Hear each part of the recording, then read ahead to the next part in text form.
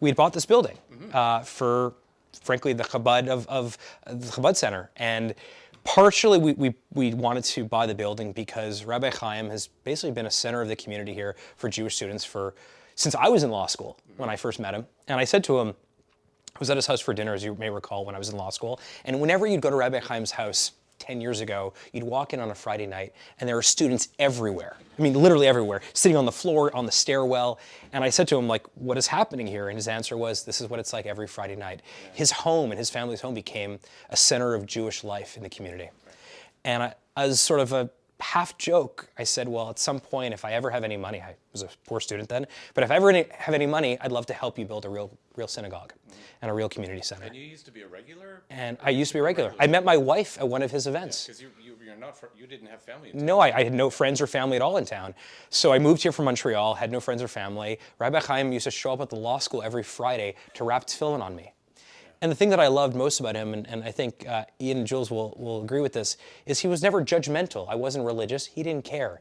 I wasn't wearing a yarmulke. He didn't care. He just wanted to show up and be there for me. The original idea was a good idea, but there was sort of a great idea here somewhere. Myself and Jules and Ian and Chaim sat down, and we said, we think there's a bigger there's a bigger opportunity to build something where more people can come, where it's not just a local Jewish hub in Sandy Hill, but rather a center of Jewish life in Ottawa.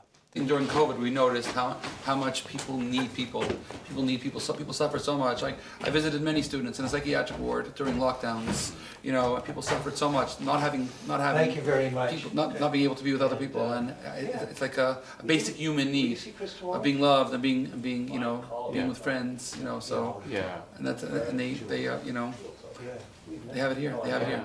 I would never be able to get anywhere close to getting a project like this off the ground if it wasn't for Jules and for Ian. And I'm learning a ton about how to create real lasting impact in a city and in a community.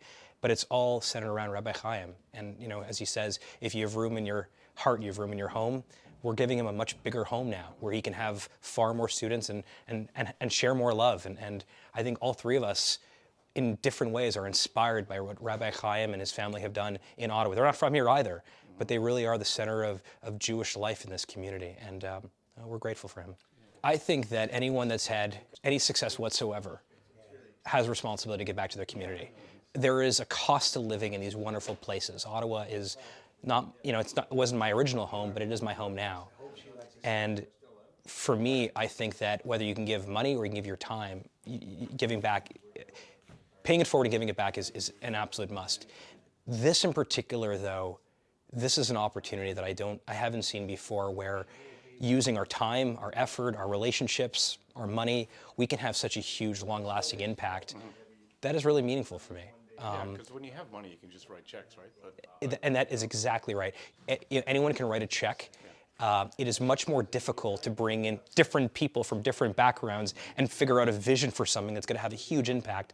And hopefully this building will stand for 100 years and will, over that period of time, tens of thousands of students will be affected in a positive way because of this building.